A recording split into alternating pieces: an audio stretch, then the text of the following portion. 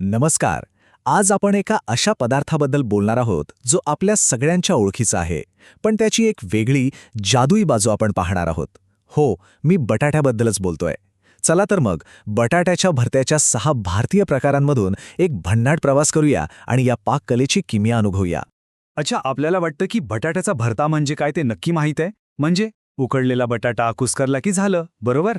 पण जरा थांबा, कारण आज जी माहिती समोर येणार आहे त्याने या साध्या दिसणाऱ्या पदार्थाकडे बघण्याचा आपला दृष्टिकोनच कदाचित बदलून जाईल. बघा, परदेशात म्हणजे पाश्चात्य देशांमध्ये मॅश पोटॅटो म्हणजे काय, तर जेवणासोबत तोंडी लावायला काहीतरी, एक साईड डिश.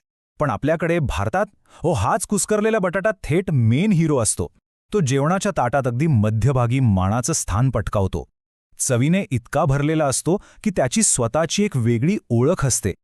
चला तर मग सुरू करूया हा आपला पाककलेचा प्रवास आणि पाहूया एका साध्या बटाट्याची ही वेगवेगळी गुप्त रूपं किंवा म्हणूया त्याची गुप्त ओळख.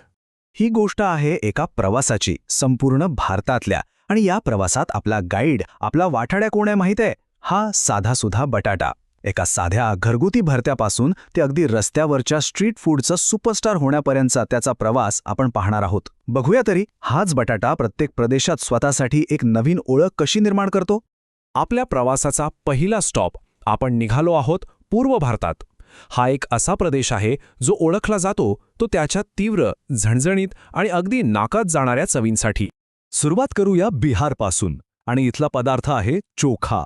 कल्पना करा, निखाऱ्यावर भाजलेले बटाटे, वांगी आणि टोमॅटो आणि मग ते एकत्र कुस्करून बनवलेला एक अस्सल ग्रामीण भरता. त्या भाजल्यामुळे जी एक स्मोकी म्हणजे धुरकट चव येते ना, आहाहा. आणि हा चोखा पारंपरिकरित्या लिट्टीसोबत खाल्ला जातो. क्या बात है. आता बिहारमधून आपण जाऊया बंगालमध्ये. इथला आलू भरता हा एकदम साधेपणाचं उत्तम उदाहरण आहे. म्हणजे फक्त बटाटा, कांदा आणि मिरची, बस. पण मग खरी जादू कुठे आहे, तर ती आहे मोहरीच्या तेलात. या तेलामुळेच या साध्या पदार्थाला एक अशी काही चव येते की विचारायची सोय नाही. आता थोडं अजून पूर्वेकडे आसाममध्ये, इथे याला म्हणतात आलू पिटिका. हा पदार्थ तर पूर्णपणे ओळखला जातो तो त्याच्यातल्या मोहरीच्या तेलाच्या तीव्र, झणझणीत चवीमुळे. आणि एक गोष्ट लक्षात ठेवायलाच हवी, यात कच्चं मोहरीचं तेल घालणं हे मस्ट आहे. त्याशिवाय त्या पदार्थाला ती खरी आसामी चव येतच नाही. बरं, आता हे तिन्ही पदार्थ बघा, चोखा, आलू भरता आणि आलू पिटिका. वरवर बघायला गेलं तर तिन्ही बटाट्याचेच प्रकार आहेत, पण यांच्यातला फरक खूप छोटा असला तरी तितकाच महत्त्वाचा आहे. बघा, प्रदेश बदलला की मुख्य घटक बदलतो, बनवण्याची पद्धत बदलते आणि त्यामुळे चव तर पूर्णपणे वेगळीच लागते. तर मग पूर्व भारतातल्या या सफरीतून आपण काय शिकलो? या तिन्ही प्रकारांना जोडणारा एक समान धागा आहे आणि तो म्हणजे कच्च्या मोहरीच्या तेलाची ती तीव्र, झणझणीत चव. हीच तिथली खासियत आहे. चला, आता पूर्वेकडून आपण आपला मोर्चा वळवूया उत्तर भारताकडे. पाहूया तिकडे बटाट्याचं काय होतं, म्हणजे त्याला कसं तयार करतात आणि कसं सादर करतात. उत्तर प्रदेशात मिळतो आलू का भरता. आता इथली पद्धत जरा वेगळी आहे. पूर्वेकडे आपण पाहिलं की बटाटा कच्च्या घटकांसोबत फक्त मिसळला जातो, पण इथे तसं नाहीये. इथे बटाट्याला कांदा, टोमॅटो आणि भरपूर मसाल्यांसोबत व्यवस्थित शिजवलं जातं आणि त्यामुळे त्याची चव अधिकच दाट आणि कॉम्प्लेक्स म्हणजे गुंतागुंतीची बनते. आणि आता आपल्या या बटाट्याच्या गोष्टीत एक जबरदस्त ट्विस्ट येतो. इथून पुढे बटाटा एका साध्या भरत्याच्या रूपात राहणार नाहीये. आता त्याचं स्वरूप, त्याचा पोत, सगळं काही बदलणार आहे. तो आता बनणार आहे एक स्ट्रीट फूड. हे नाव तर सगळ्यांनीच ऐकलं असेल, आलू टिक्की. मसालेदार बटाट्याचे चपटे गोळे म्हणजे पॅटीस, जे गरमागरम तेलात सोनेरी होईपर्यंत तळले जातात. आणि मग काय, पहिला घास घेताच बाहेरून कुरकुरीतपणा आणि आतमध्ये एकदम मऊ. आहा. आणि ही आलू टिक्की बनवणं अजिबात अवघड नाहीये. फक्त 3 सोप्या स्टेप्स. पहिलं, बटाट्याच्या भरत्यात मस्त मसाले घालायचे. दुसरं, त्याचे पॅटीज म्हणजे चपटे गोळे बनवायचे. आणि तिसरं, सोनेरी रंग येईपर्यंत मस्त तळून काढायचे. झालं. ठीक आहे, आता आपल्या प्रवासाचा शेवटचा पण सगळ्यात धमाकेदार थांबा. आपण येतोय त्या शहरात जे कधीच झोपत नाही, आमची मुंबई.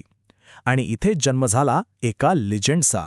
इथे या मुंबईत बटाटा आपल्या अंतिम आणि कदाचित जगभरातल्या सर्वात प्रसिद्ध रूपात समोर येतो आणि तो म्हणजे आपल्या लाडक्या जगप्रसिद्ध वडापावचा आत्मा. हो, तोच गरमागरम बटाटे वडा. वडापाव म्हणजे नक्की काय? चला बघूया. सगळ्यात आत असतो मसालेदार बटाट्याचा तो गरमागरम गोळा म्हणजे वडा. त्याच्यावर असतं बेसनाचं कुरकुरीत कोटिंग. हे दोन्ही ठेवलेलं असतं एका मऊ लुसलुशीत पावमध्ये. आणि या सगळ्यावर शेवटचा हात फिरवला जातो तो तिखट गोड चटण्यांचा. हे आहे परफेक्ट कॉम्बिनेशन. एक गोष्ट लक्षात घ्या, मुंबईकरांसाठी वडापाव हा फक्त पोट भरण्याचा एक पदार्थ नाही. ती ह्या शहराची एक सांस्कृतिक ओळख आहे, एक इमोशन आहे, मुंबईचं स्पिरिट आहे.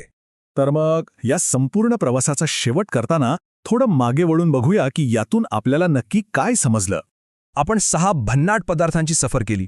बिहारचा चोखा, बंगालचा आलू भरता, आसामची आलू पिठिका, उत्तर प्रदेशचा आलू का भरता, सगळ्यांची आवडती आलू टिक्की आणि मुंबईचा राजा वडापाव. प्रत्येकाने बटाट्याची एक वेगळीच अनोखी ओळख करून दिली. या सगळ्यावरून एकच गोष्ट सिद्ध होते, ती म्हणजे एक साधासुधा वाटणारा पदार्थसुद्धा प्रादेशिक सर्जनशीलता आणि चवीसाठी एका कोऱ्या कॅनव्हाससारखा असतो. त्यावर आपण हवं ते चित्र काढू शकतो, हवी ती चव निर्माण करू शकतो.